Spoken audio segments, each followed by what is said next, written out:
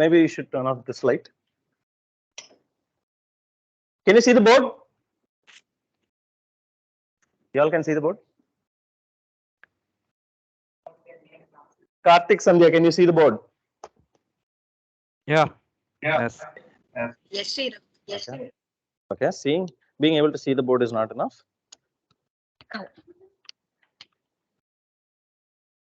Can you see what I wrote? Yeah, Sales. Yeah. Okay, cool. That's fine. So this is the font size we'll have to maintain. Cool. So, morning all. I am. Yeah, how many of you stopped before saying sir, especially this section, interns over here? Swati? Okay, first thing I think as part of the induction process, I would have to request Shruti to first get you all weaned off from calling people sir and madam. Anyways, I am Srirag. I am one of the senior developers here, and today I will walk you through networking basics. Okay, when I say networking, I'm not talking about social networking. That is something you guys must be pretty good at. Angel, Priya, and everybody on Facebook, right? So no, I'm not going to talk about that. We're going to be talking about computer networking. Okay, what is networking? In simple terms, can anybody explain?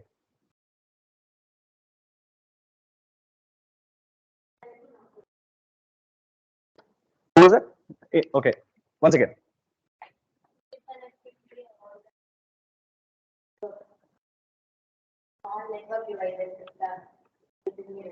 Why?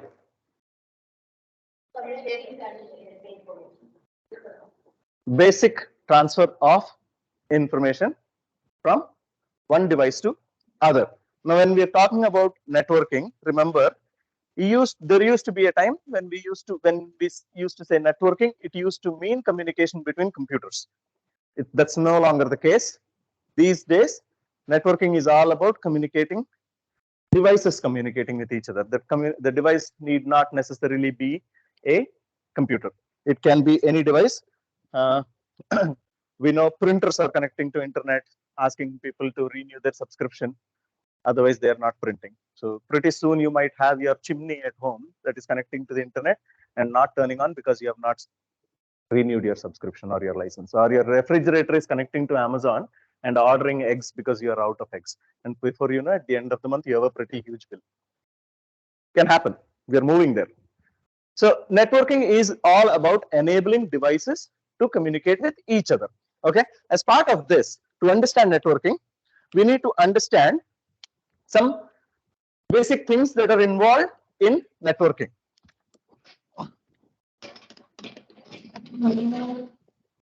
Okay. One of the things is devices, identity, and communication.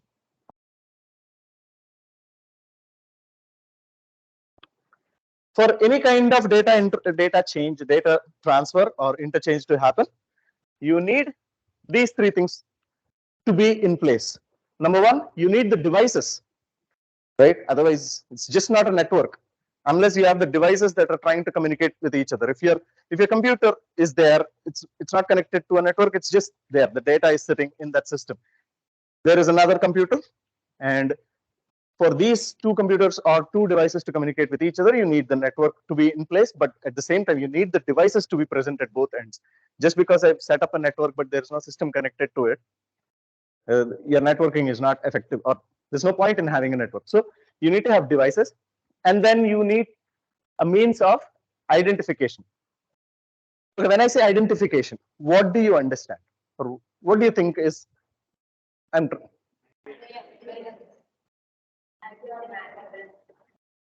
For what? To identify which system is communicating, whether it is sending or receiving. Which device is the sender or which device is the receiver? For that, you need identification, something that identifies the device. Okay, and then the means of communication. These are the different types of networks that you see. And again, the reason I'm just marking them down first is to identify the main entities. Then we will be going into detail about these. Okay. Communication, the types of communication that exist, or the different types of network that you set up. Example, the LAN, WAN, MAN, different types of network. You have the local area networks or the private networks. You have the wide area networks that connects you to the public networks. And then you have MANs, which are metropolitan area networks, which connects cities or different regions together. Okay. So that's the communication in picture. Now let's start or go through these stuff one by one. Devices. What are the devices you think are required for networking? Laptop, routers, switches, servers, cables, okay. Otherwise wireless. What else? What other kind of devices, networking devices can you think of? Okay, anything, any communication device like your handheld or a PDA or a desktop or a mobile, any device that is capable of communication. Routers. So routers, switches, these are networking devices. So these are the devices that enable networking. Laptops are basically the participants of a network. Servers are also participants, but they're more like enablers of a network. They build or they enable the network communication. Okay, and then the cables, these are all transport medium. The protocols or whatever you have, these are all transport medium. So let's again break these down. So what are the different types that we saw? We saw participants, right? We saw the communication devices or the networking devices.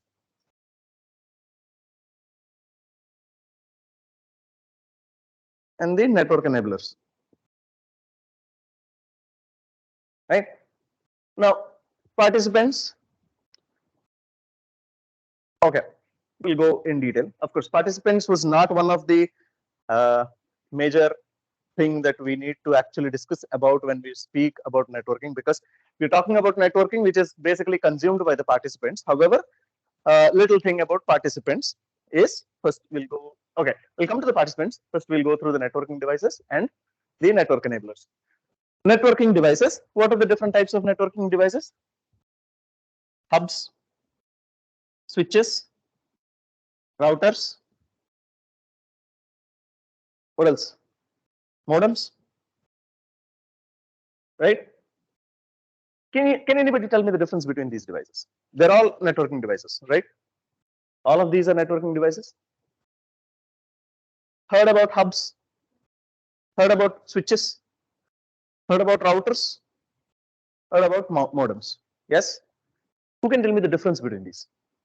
Basically, they're all doing one basic functionality, that is, they all act as a junction box. They connect different devices together, right? But there is a difference in the way these four devices work, because you need to understand why they are different, because based on that, you make when you're setting up a network, you make a decision as to which of these devices is required in that network, right? So tell me, anybody knows?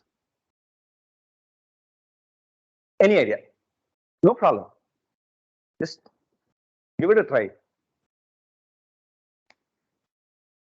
Anyone? No? Cool. No problem. All of these devices, except the modem or sometimes the routers, okay, have the ability to connect multiple devices to a single device.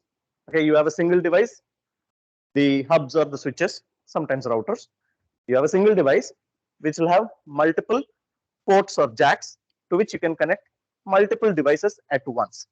However, the basic difference in the way things work is, let's look at what a hub does. A hub is a device, okay? It will have, so how many of you know what a LAN socket or a RJ45 socket looks like? Have you seen your routers at home? There's a port in the back where you connect the cable, not the power cable.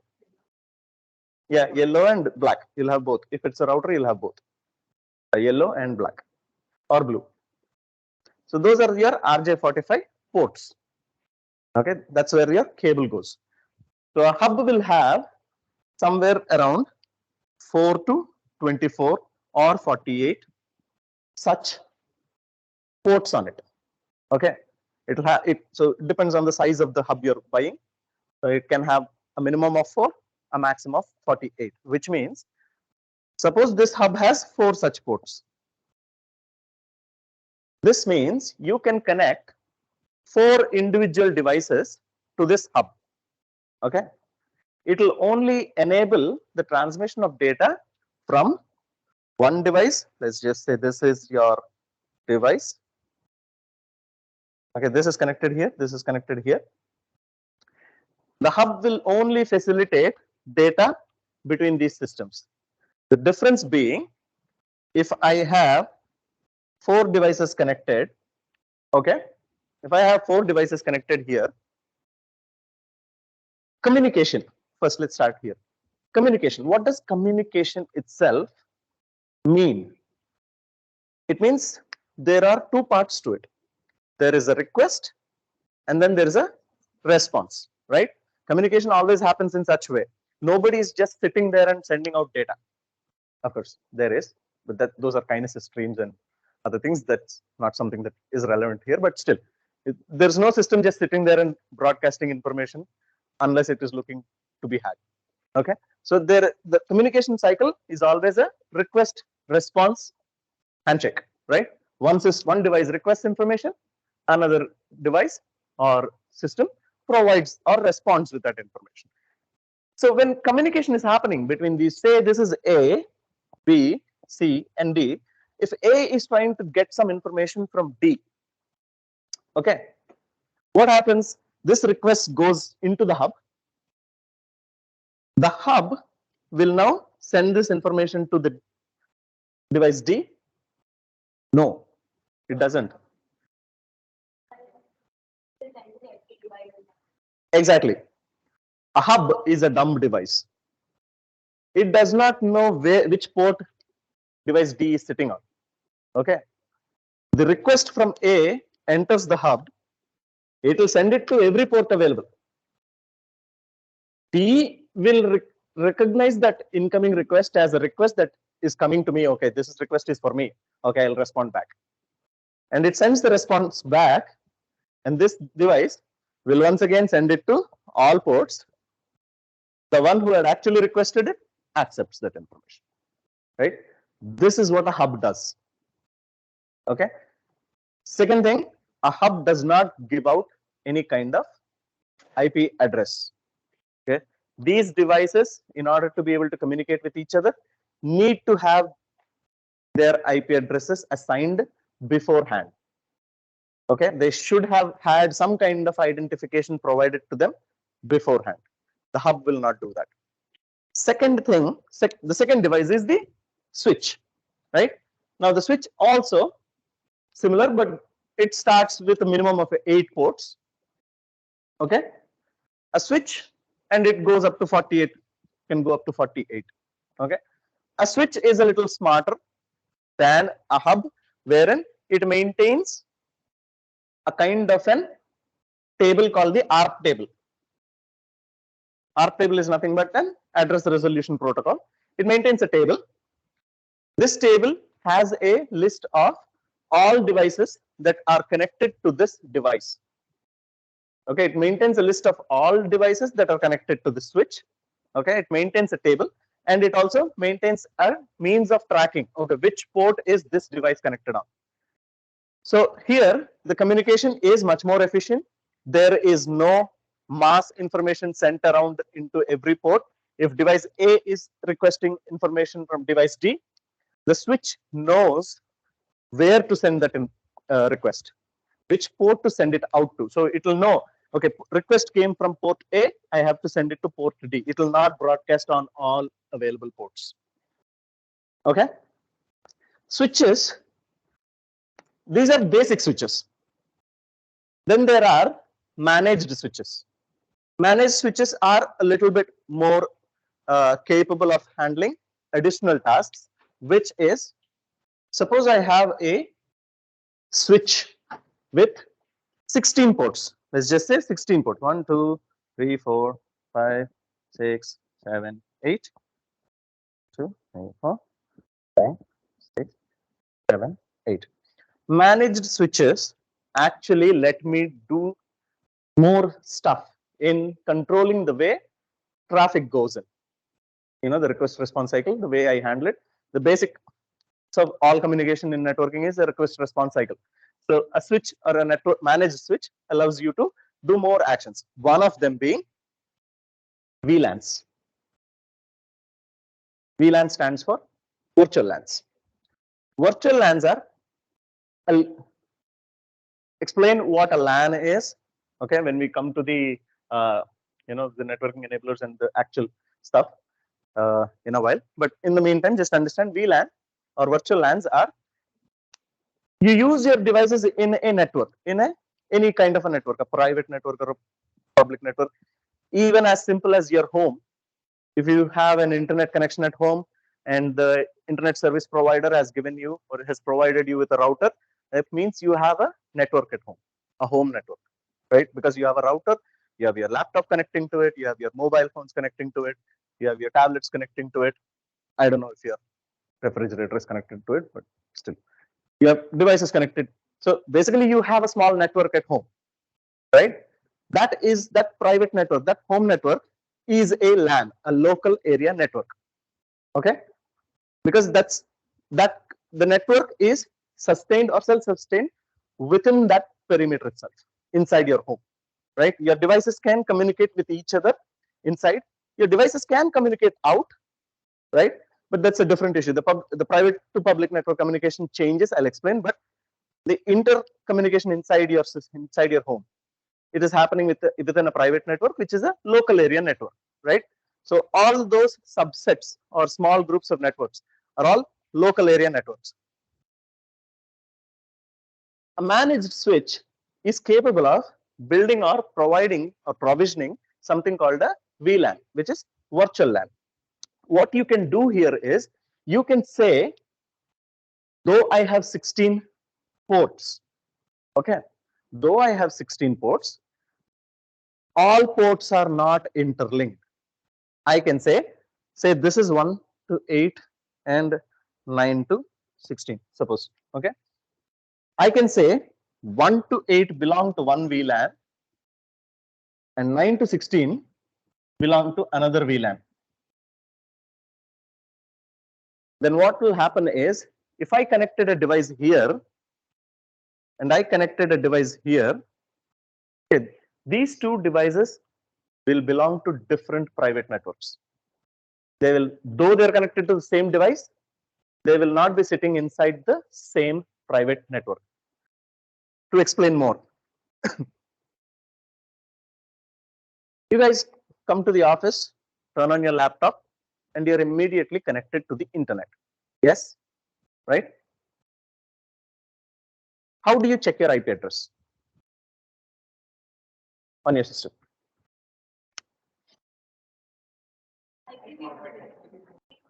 IP config.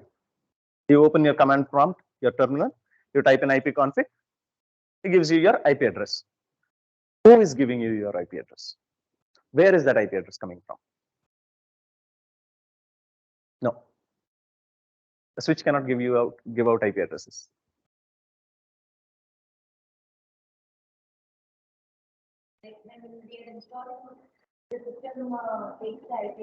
Yes, but it's taking the IP address, but who is giving the IP address?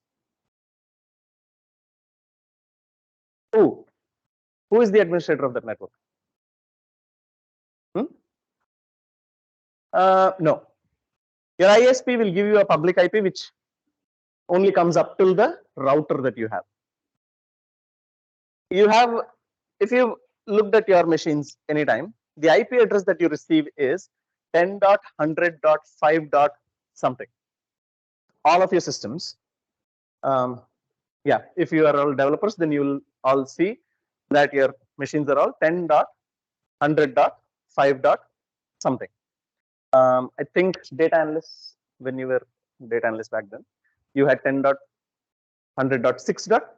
something. And if you look at your mobile phone, if you're connected to the Wi-Fi here, you'll see your IP address is 10.100.7. something, right? But at home, you will receive an IP address that looks something like 192.168.0. something or 1. something, right? So who is giving these IP addresses? Where are these IP addresses coming from? In your home, yes. But fundamentally, there is somebody else who is doing this task. No idea? So network enablers, we spoke about network enablers, servers, right? There is one such server which is fundamentally required for any network to be formed. And that server is called a DHCP server. Okay? Dynamic Host Controller Protocol, a DHCP server. DHCP server is the one that is responsible for defining your network and assigning IP addresses. By default, DHCP servers are built into routers. Okay, a router has a DHCP server built into it, which is why your routers are capable of giving out IP addresses, private IP addresses. Okay, in sales, we have a dedicated DHCP server. If you go to the second floor, open the server room, you will see a monolith rack, okay, which has too many things inside it. And if you want a tour of it, Bhagiraj can give you a tour of the rack. It's got multiple devices functioning on it. One of them is the DHCP server. DHCP server defines the network, has all of the rules that are required to build that network infrastructure, and is responsible for giving out IP addresses for any who requests or any device that needs to connect to that network. Okay. So a DHCP server is what is giving out IP addresses, right? So suppose I have two DHCP servers, one DHCP server running on 10.100.x.x series, okay, and I have another DHCP server that is running on 200.x.x series, which means I have two DHCP servers that are maintaining two different LANs, two different networks. Okay, set up two different networks. One DHCP server gives out or prepares a network inside this range, and another DHCP server is preparing a network inside this range. Okay, now when I have a managed switch, I can connect this DHCP server to one port here, this DHCP server to this port here, and any device that connects to the remaining ports inside these VLANs will receive an IP address inside these ranges. So this device will never receive an IP address in this range. This device will never receive an IP address in this range. There'll be two different networks. They'll have two different IP ranges, everything. Okay. Those VLAN bifurcations are done in the managed switches. You can find this device also in our network server. Oh, we don't have one here. Every floor has one managed switch. We have virtual LANs built out. You cannot see the virtual LAN, of course. They're not physical. You connect to the console of the switch and you can see the virtual LANs defined. Okay. So every managed switch will have something called a management VLAN. That management VLAN, you just assign a port to a VLAN. You create a VLAN and you say these ports, 8 to 10, will belong to this VLAN. So you just do the assignment. And you always give one port to the management VLAN because you need to be able to configure that switch, right? So you need one port for it. So the management VLAN is default VLAN of that switch, and you just assign a port to it. Clear so far? You'll understand better when we come to IP addresses and ranges and what is the purpose of DHCP. Yes, sir.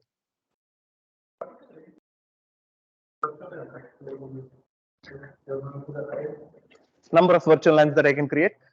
So you can create our regular number 255. So the regular managed switches are capable of creating up to 256 virtual LANs. However, there's no point in creating 256 virtual LANs if you do not have enough ports to assign. So if you have an 8-port managed switch, the maximum virtual LANs you would want to create is 8, because your port cannot belong to more than one virtual LAN. That will be a conflict. So you can create up to 256 virtual LANs, but it is not virtually possible unless you have a really big switch. But this is actually provisioned by our bit interface, which is 2 raised to 8. So it follows the same rule. So it allows you to give out or create 256 virtual LANs. I wrote 0 to 255. I'm saying 256. Understood, right? Everybody understood, right? I'm counting from 0. I'm a developer. So that's a switch. Now, what is a router? I guess we have already covered it. A router is nothing but a switch that has DHCP capabilities. Any switch that has a DHCP server on it is a router. It's as simple as that. Okay. Then router also has another functionality in it. It's not just the DHCP server. It needs to be able to do something else also to make it a router. That is, can anybody tell me what it is? Somebody said something. Bridging is a feature of a router. Okay, I'll tell you what bridging is. But there is one very important thing that a router does, a very important function that a router does. Everybody has a router at home, right? If you have got internet connection, you have a router at home. Yes? Routers are capable of doing something called NAT. Network Address Translation. The acronym is really cool. What is it? It's a full form sales kono. What is network address translation?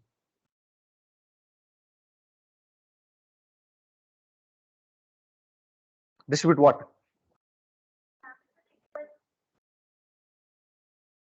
Which requests? You're almost there. We've covered this.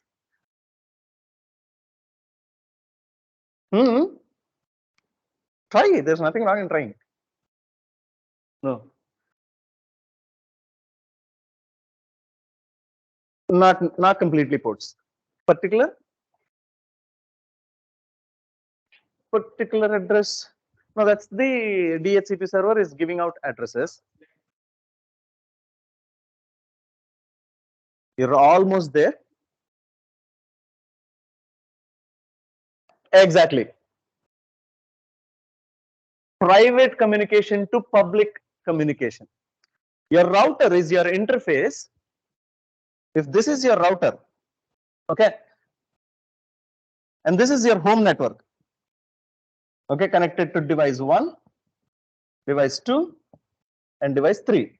Okay, these are people, but they are holding the devices. Okay, your router is connected to the device. Okay, I'll draw the device in their hands. Just to be clear, we don't have cyborgs at home. Okay, your router is your primary interface towards the internet, right? In the middle, you have your ISP, Internet Service Provider, right? The internet is brought to your doorstep through your ISP. This ISP will give you a public IP, because having a private IP, I'll tell you the difference between a private IP and a public IP now. We are getting there. Okay. A system having a private IP cannot communicate with internet. A private IP is only an IP that enables you communication inside a private network. That's why private IP.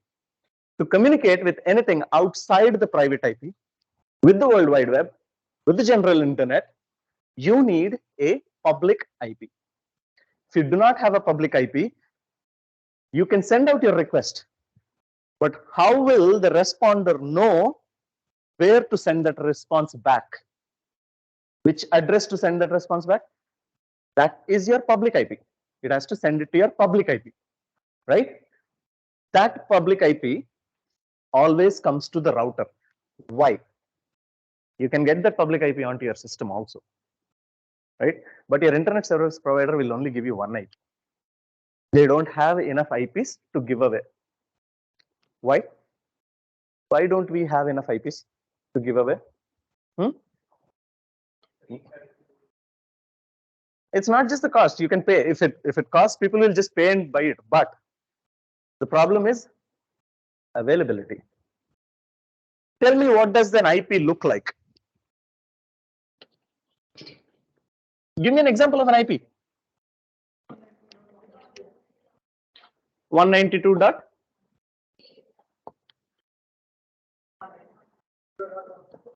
Okay, let's just say this is the IP. Okay. This is the structure of an IP. It is a quartet. It's a quartet representation of octet information.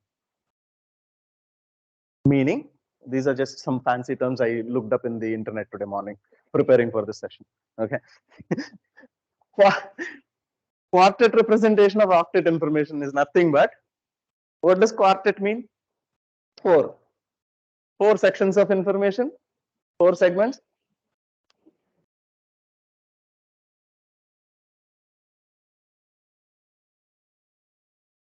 Which means when we are bound like this, it means that the total number of IP addresses that you can have, I mean, each segment of a quartet can only have a number within this range, which means 0 to 255. It cannot exceed that, right? So each segment can only have a number that is ranging between this. That means you cannot have IPs more than 0 to 0.02 255.255.255.255. How many IP addresses is that? Math people? I am BSc Biotechnology. I don't know. You tell me. Maths. How many IP addresses is that?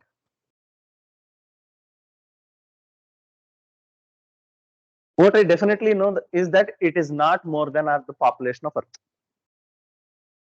Yes. So there is not enough IP to give to each individual. There aren't enough IP addresses to give to each individual. Now each individual is carrying 4 to 5 devices with them. So do we have enough IP addresses? No, right? So sorry. So like all technologies, it was built in that time, the IETF, the Internet Engineering Task Force, when they built out the protocol system for the IPv4 addressing. This was the range they envisioned. They did not just envision that, okay, we will need, they never envisioned that even toasters will be connecting to internet.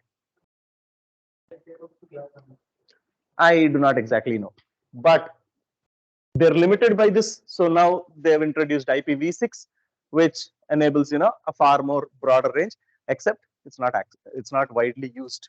Nobody has moved on to it. However, the workaround to this limitation is the issue or the network address translation between a public IP and a private IP. Now you can purchase public IPs, static IPs. You can get them. However, it is all subject to availability. Now, I told you this is the range of IP addresses that we have. All right. In this, there are certain IP addresses that are not just usable; they are reserved for certain purposes. Some of those are IP addresses you cannot just use.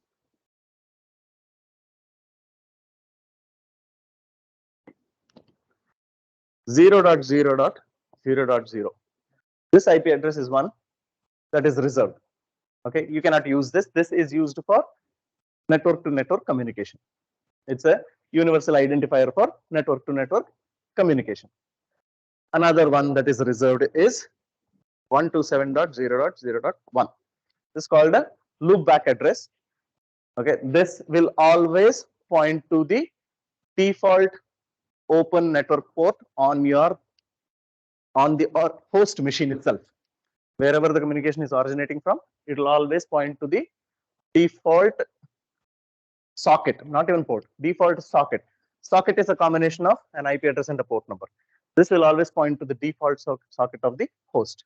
So this is one IP address that you have to remove. Then there is 169.0.0.0 series. 169 IP. This IP is usually given to devices that are not connected to any network. So it is like a default IP address that is assigned to your adapter or your communication hardware, where when it is not connected to any network. Okay, and then you have some private IP ranges that are allocated only for private usage, private network usage. That is, you have the class A 10 dot series. Okay, then class B, which is 172 dot series 31 dot series, and then the class C 192.168 dot series. Okay, class A, class B, class C. These are different IP address network classes. Okay, we'll go through. Anybody knows what class A, class B, class C network IP address schemas are? Simply put, if I was to define IP address ranges into a table, people on the Teams call, are you able to see the board? Yes, Srirag. Karthik? Yes, we are able to see it. Hang on, your audio has changed. Just a second. I don't know if you guys have been asking questions because it hasn't. Why did this thing turn off? Hello. Yeah, this device got turned off. Yeah. Karthik, speak now. Hi. Hi. Okay. Yes, Srirag, we are able to see that. Yeah. You're able to hear, right? I guess you need to keep Yeah. speaking once in a while, otherwise the Bluetooth device is getting disconnected. It is thinking it is sitting idle and it is getting disconnected. So once in a while, make some noise. So Yeah, sure. if I was to break down the entire IP address schema, okay, before I go there, let's just talk about the IP address itself and the subnets or the subnet masks so that I can explain your class A, class B, class C better. You've seen, okay, nobody is carrying a laptop. Okay, you guys have at any point of time seen your seen IP addresses or what the IP config command does on your machine, right? Okay, hey, we have a system.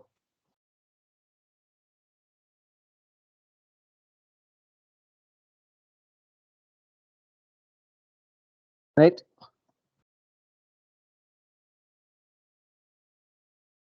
What?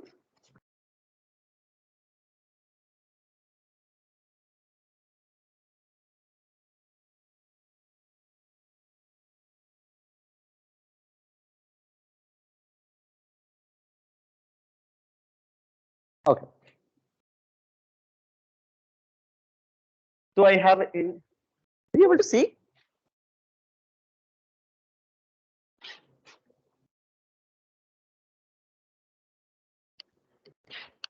You guys can see? It's visible, right? Okay. So if you see, I have an IP address here, 10.100.7.163. Right below that, there is something called a subnet mask. Who knows what a subnet mask is?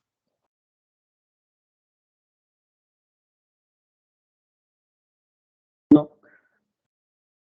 First, subnet. Subnet just identifies that the network that this system is connecting to is part of a bigger pool of networks. Okay, it's not the biggest, does not encompass the entire network range that is available. It is only a part of that entire range that is available, and this network can only have IP address ranging from this small range to this bit, not more than that. Just because I have 10.100.7.163, I cannot have it. It just says that I cannot have IP addresses starting from 10.0. Okay, this definition is what will tell me in which range I can get an IP address from. Okay, this subnet is defined by breaking down this very same quartet representation.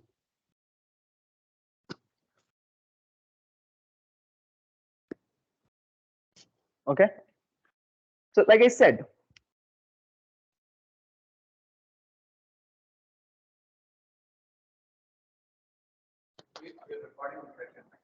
I believe we are. Are we recording? Yes. So quartet representation of octet data, right? When I say octet data, that means each segment in this quartet representation can only have 8, right? So the 2 is common. 8 is what is important for us. Okay, this is what is important. When I say 2 power 8, those many are available here. Okay, I'll give you a small example. There is something called a cider block. Please do not ask me the full form. I did not have enough time in the morning to look it up. So networks, if you see in certain places, are represented in the form of cider blocks. They will say 192.168 dot say 10 dot 1 slash, this is a cider representation, slash 24. Okay, if I was to translate this cider block to an IP address and subnet mask, this will translate to 192.168.10.1 being the default gateway. You see the default gateway there, 0.2. Okay, and then a subnet mask of 255.255.255.0. This cider block is this information represented in a simplistic format is this cider block. Now, I'll tell you what is the difference or what exactly is happening by this denotion. What is happening here? This is the default gateway. The default gateway will always show you what is the starting IP address that you can get. The subnet mask will tell you which part of that quartet representation has the capacity to change and how much. Which means, if you see, what is the value here? 255, 255, 255. How many bits can this segment hold? 2 raised to 8, 0 to 255. So this segment is filled, right? So is this segment. So is this segment. This segment is not filled. it is saying this will be your starting IP, and the only room for you to increase is in this section. That means based on this, my IP range for this network or this subnetwork is 192.168.10.1 to 192.168.10.255. So if I was to connect to this network, I can get an IP address inside the range anywhere between 1. Okay, I won't get 1 because that is the default gateway. He's the one who's assigning me. He has taken that IP address. And 255. I'll not get the 255 address also because the last address in that range or the 255 address of that range is always the broadcast address. Now, since this is basics we are going through, I'm not going through all those details. If we happen to have sessions on DHCP servers, DNS servers in details, I'll explain what a broadcast address is and all of this. But just remember, the first IP address belongs to the default gateway. The default gateway is the one that is facilitating your network communication. Okay, and the last address in a subnet is reserved for as a broadcast address. Okay, so if you see, I put the default gateway and the subnet mask. So this was the subnet mask representation. Can you see any similarity between this and this? How it translated? Number 24. How did the 24 translate into this?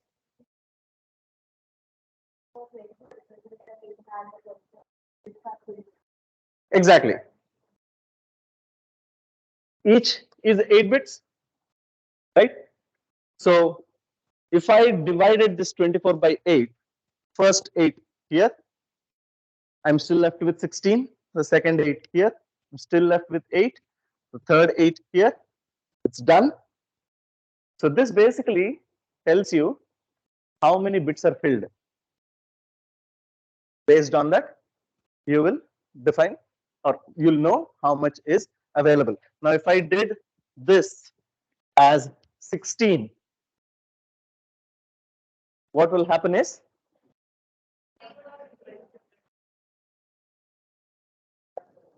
this will be my subnet mask. Okay. Based on this, can somebody tell me the CIDR representation of that subnet mask? You've got books, papers, try it out.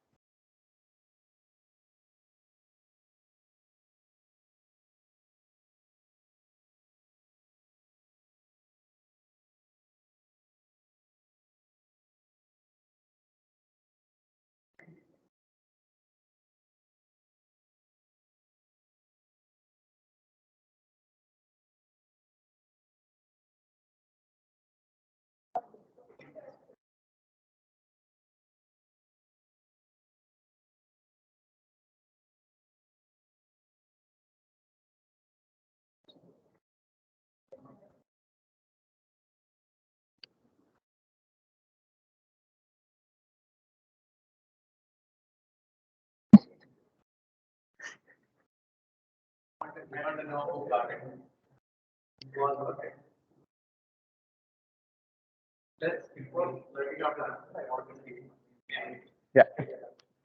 No, I will not tell the answer. Whoever has got it will actually come and put this here because do it. What is there?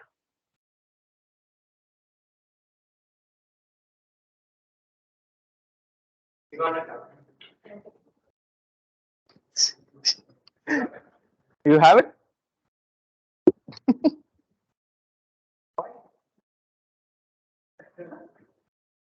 Go ahead. Go ahead.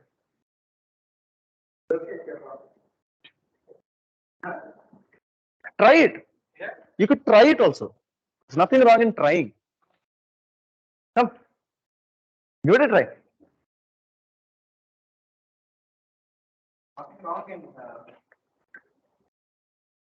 This is available. I mean, this is doable by you guys also. Karthik, Shivkumar, Sandhya.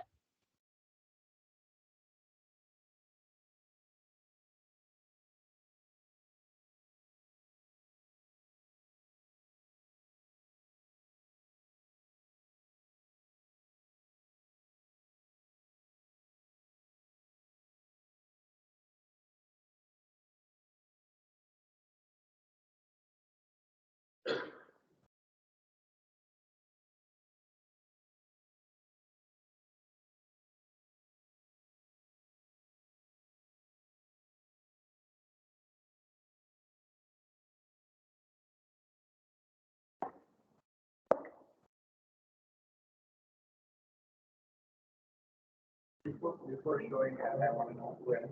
Yeah. Who else is restricted? Sure. 1 by 21. 18 bits. So what is the cider representation? And what if I told you it's not? 12 as an answer. What is that 21? Okay, try it in, put it in reverse. You're saying 18, right? Break it down into the subnet mask and see if you're getting that subnet mask.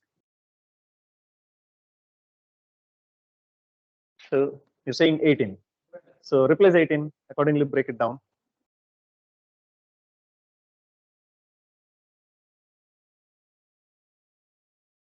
Especially people who are kind of focusing on the DevOps. I think that is something that you definitely need to know.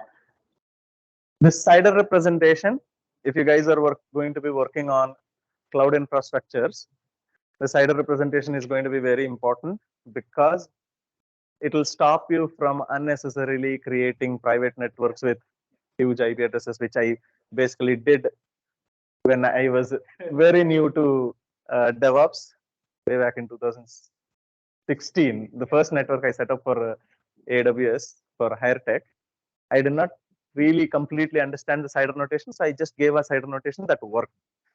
And I ended up issuing 4096 IP addresses into a single subnet. So, Did it work? very important. No? Because in this day and age where, majority, I would say 80-90% of the applications are the public software. Ending up with letting unknown traffic come in, right? It's very, very easy. And a lot of companies have suffered for it. And that is one of the reasons I've been insisting on Srirag doing this session is you have to understand how restrictive you have to be, how broad you have to be, and what is the concept of a public IP, private IP, and within that, what is which range can you do, right? So it's talking about classic, right? So all of these concepts are very important. So I would say, once he's done, there is a recording that will be available. I would suggest that you can go back, revisit it, and practice it. Right? Very, very important concept. Anybody has got the cider block? Yes. 21. I would still say no, but I want you to try. Put 21 over there and write down the 240. Yeah, it's 240.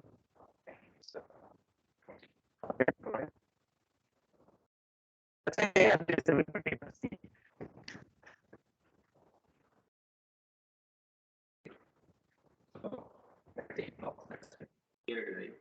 So, 7. So, comes 1, 2, 4, 8. 32, 64, and 100. So, we have 240. So, this is 15. So, we have a total of 255 minus 15 is used 240. So, these 4 are empty. So, we have 4 fields and this is 0. So, it's used 20. 20. How many of you got 20?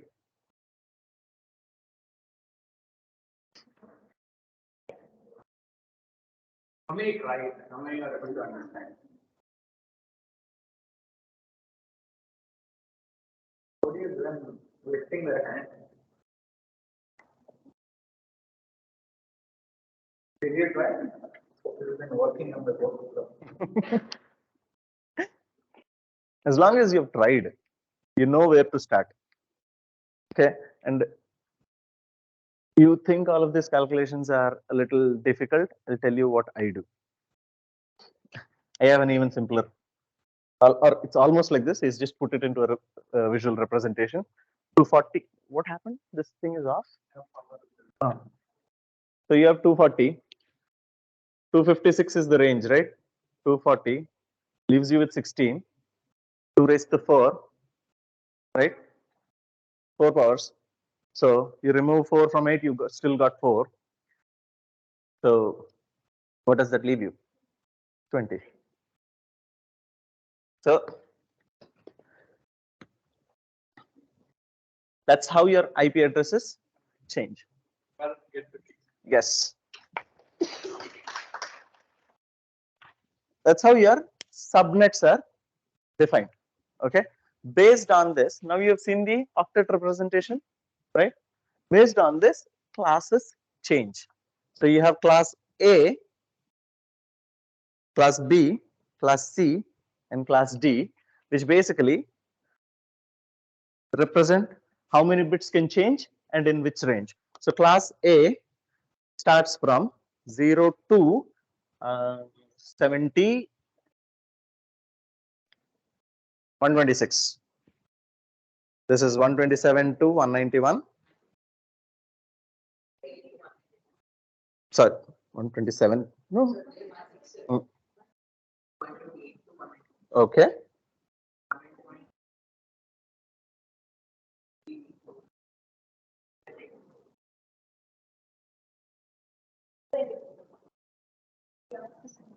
Okay.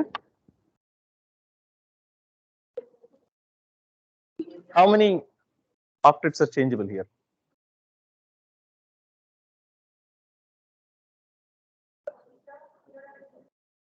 So this one is 8. This one is, these don't. Because next number is 32, that means you don't have a range, right? So if you go by this, what happens? Your class A schema, when you're giving subnets, your subnets will always be, say, if it is starting from this, your subnet range will say, if I'm issuing a IP address within the range of inside this. So my first block is falling inside this. That means my IP subnet will always have a range of only 8 blocks fixed. So I can have, say, 10. Okay. So I can always issue or create a subnet that starts from 10.0.0.0 to 10.255.255.255. However, inside this, first 2 blocks will be fixed. Only the last 2 will be interchanged if I've defined the network to start from this range. And in this case, only the last one. Which is why, in case of private IP addresses, you have one class B and one class C. What's the class B? Oh, I have one class A also. I have one reserved private address range in all 3 classes. Can you tell me which are those? 127 is a loopback address. 10 series, right? 10 series, we have a private address range, which is a class A. Class B?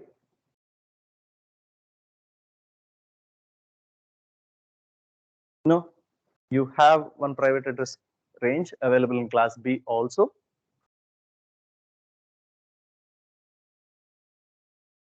This is usually the IP range that AWS provides.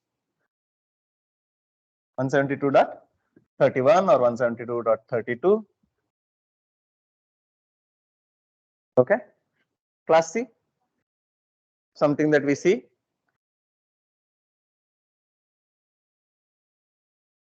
.1.x, or you can change, but you can only issue 255 addresses in the subnet.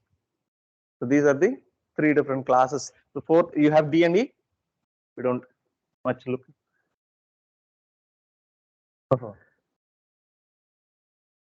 So far, good here, right? Your DHCP server is the one that handles the definition of which address to start from, the range of the address to start from, and how far it should go. So when you're setting up, how many of you have ever connected to your router, or is your ISP just coming and connecting it and going, gives you the password? Security.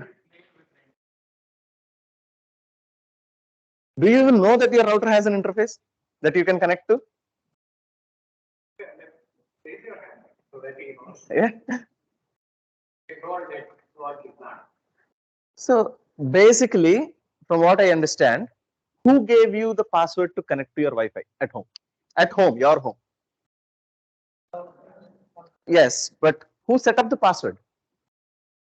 You have set it up yourself? Yes, sure. They've set it up, you can change. How did you change the password?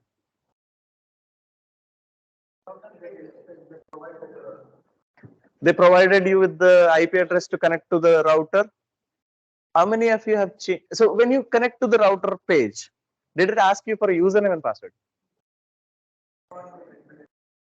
Admin or admin password or admin blank. How many of you have it like that?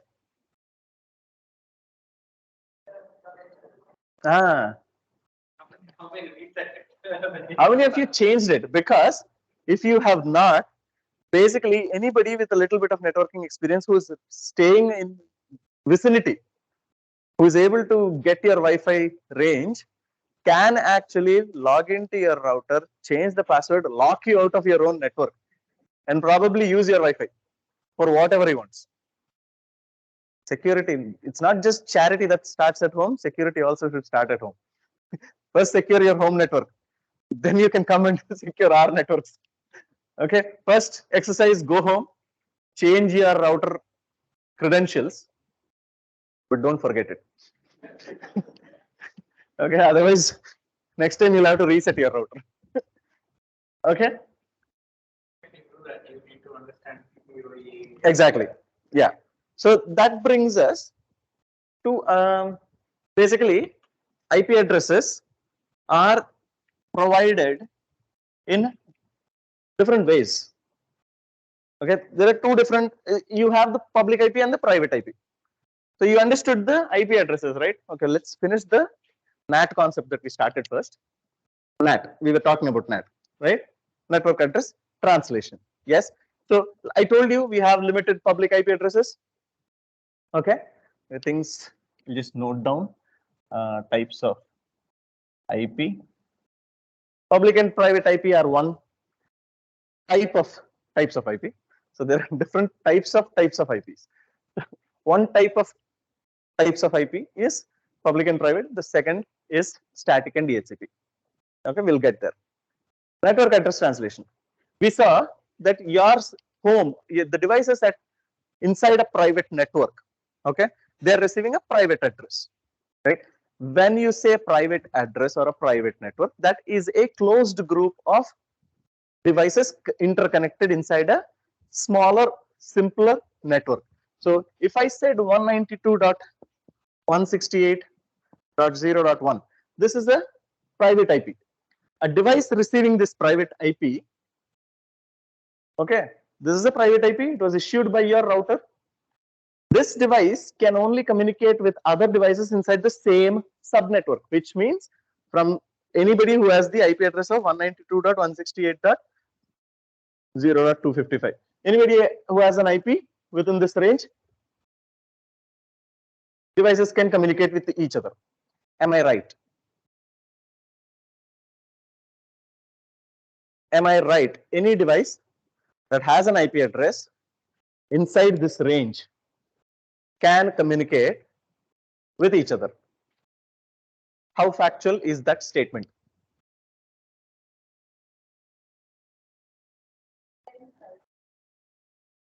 They are in a private network, yes. Any two devices that have an IP address inside this range can communicate with each other. Is this correct? Yes or no? Yes or no? No. Why?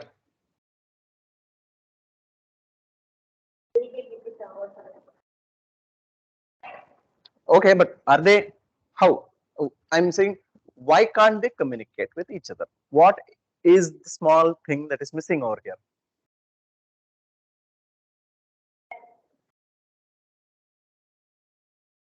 Not exactly. You have router at home? You have router at home? You have router? You have router? You don't? You have router? Do you know what IP address your system has? Which range? 192.168 or 192.168.1.0? You don't know. Anybody knows their IP address range at home? Anybody? No? Okay, let's just say my home, my desktop is connected to my router. I have an IP address. I've reserved the IP address of 5.11. So 5.11, 192.168.5.11 is the address, that IP address that my desktop is getting, right? The flat next to me also has ACT internet. They also have a router. He has a mobile phone that is receiving an IP address 192.168.1.10. Can my desktop communicate with his laptop? With his mobile? No. Why? They're both in the same range, right?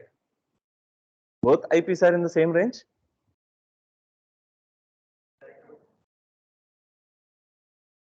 Not dynamic IP.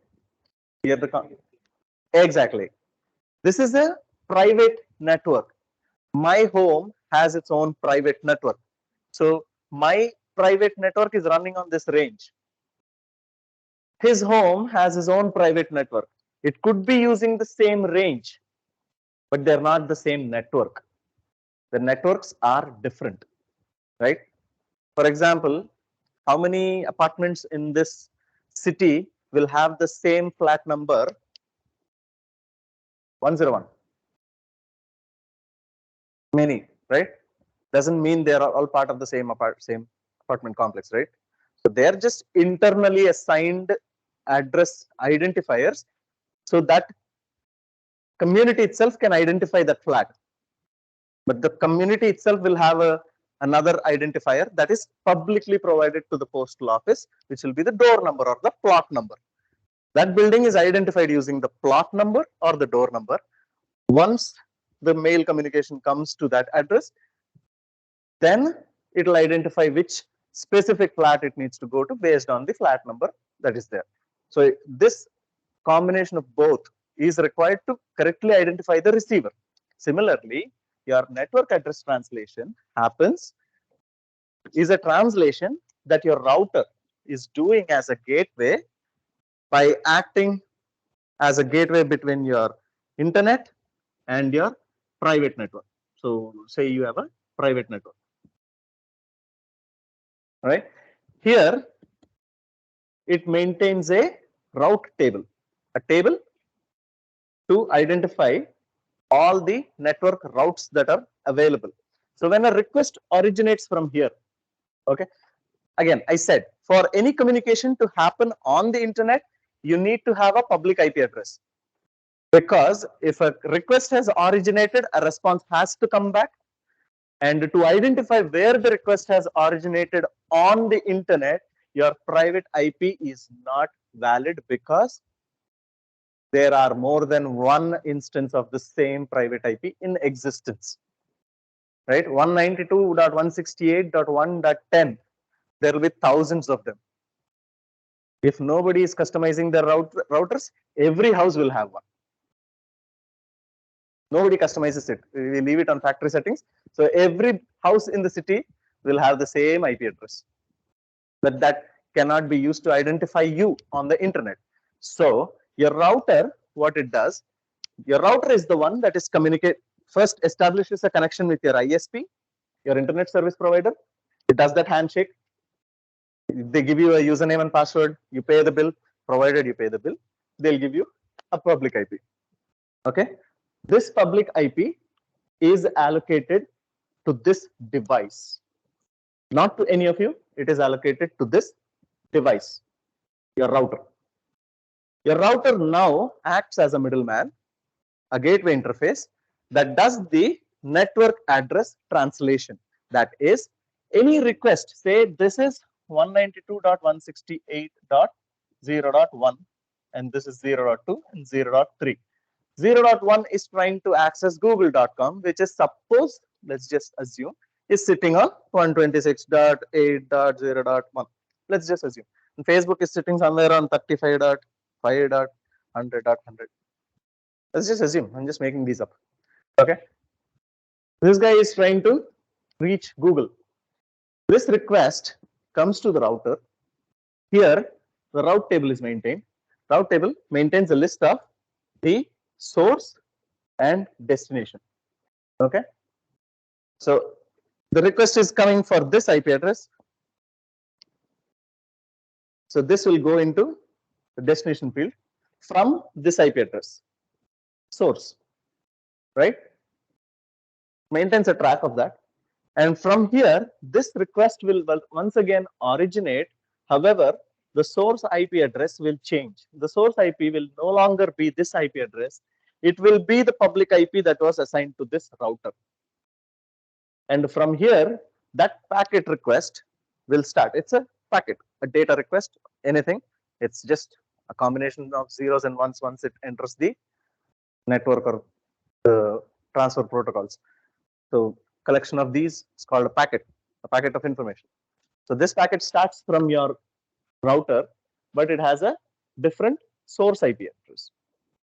Okay, and it will reach the server that you're trying to reach, the Google server or whoever it is. Now Google identifies that this public IP is requesting this information. Doesn't identify that this system is requesting this information. It identifies that this public IP is requesting this information, gets the response ready, sends that response back to this IP address, public IP address.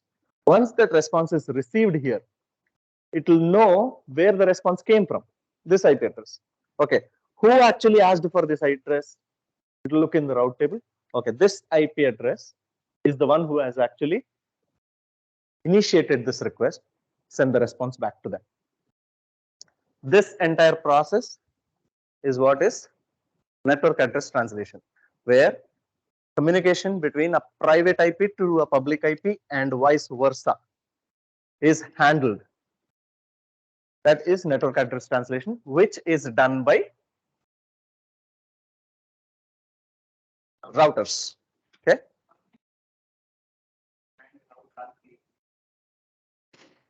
Trace RT. Know what trace RT is? Go back and we should try that once. Very interesting information you will get. Exactly what you explained. Right.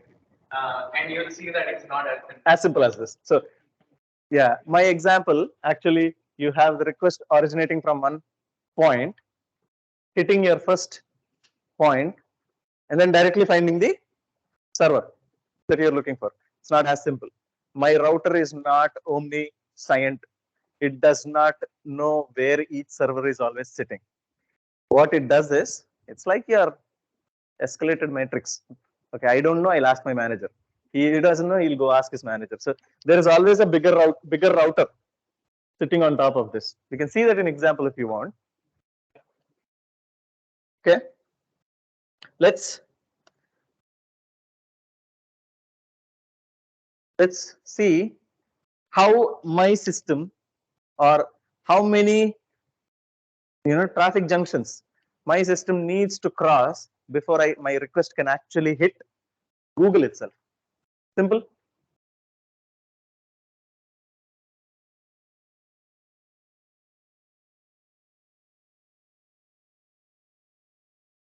I don't think Trace RT is for Windows. Yeah. Trace. Can you see?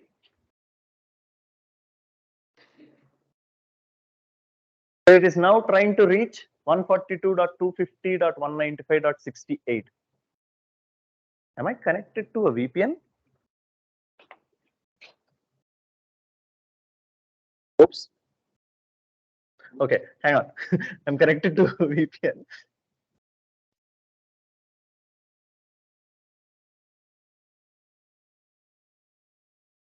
Okay, now it will make sense.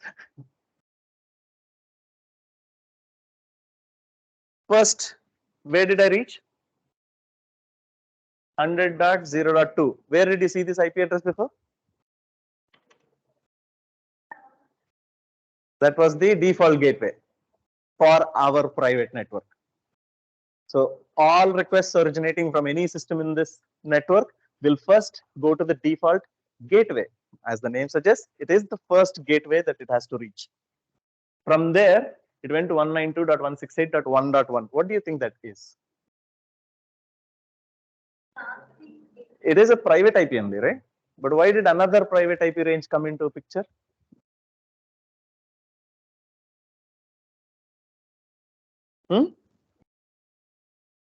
Which network device IP address? You're almost there, but not nearly there. Some of them are timing out, but we'll reach one switch somewhere. So in case of our architecture, we have different internet service providers for sales. We have two different Airtel connections, one VBC connection, right? 3 internet connections. We have one server facilitating our internet through these using there's a firewall, there's a hardware firewall in the middle, but what is exactly happening is we have 3 different internet service providers. These 3 are connected to a ISP load balancer. This load balancer is in turn connected to our DHCP server and our default gateway. So my request first will come from my system to the default gateway. The default gateway will now first go to my ISP device, the router, Airtel router that is sitting there is running on 192.168.1.1 series. So it reached that router. From the router, it's not giving me any information. But it hits one of the switches somewhere. So let's see. Again, the difference between why all of this is important. Like if you go to a doctor prescribes medication, right? You go to pharmacist, you have to prescribe the medication or give treatment, right? But what's the difference between a doctor and a doctor knows how it impacts your body, right? What functions it impacts, side effects and all that. You as a developer, right? You are developing, right? You are saying, okay, I developed this page, it's responding. Where is it coming from? It's coming from the code. But how it is doing it, right? If there is a performance issue following your page, where is the performance issue? You know, to understand how the data is flowing and coming back for you to be able to. Now, this is just the basic, right? For you to be able to get there. So all of this is important. Is information that we a lot of times overlook because it's made so simple, right? However, being in the in this field of application development, it should not be apparent to us. It should be intuitive to us. So we need to know what is going on. We need to serve, right? So that's why this is very important. So I've connected back to the VPN because I think it's our firewall that is blocking it.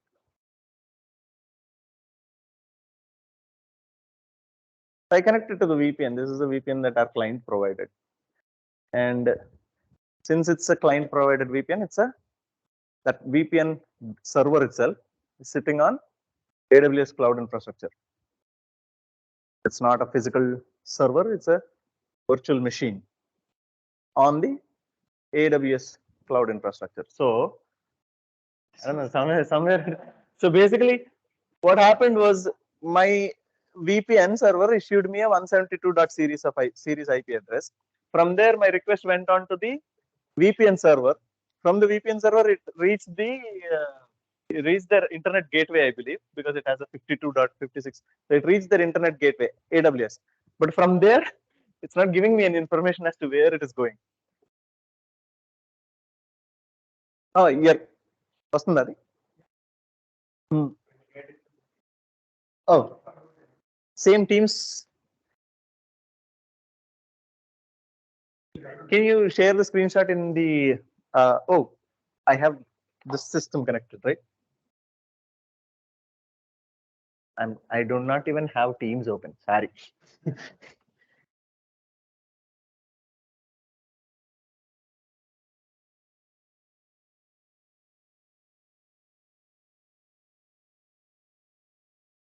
Hang on.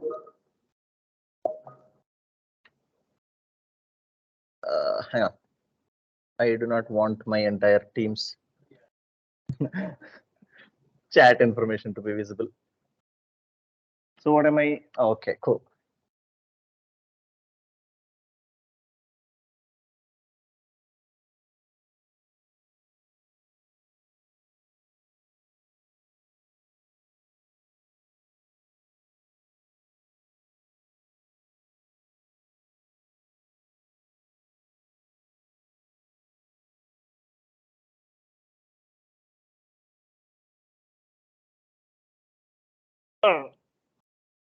Okay. Can you see that? So trace route to google.com.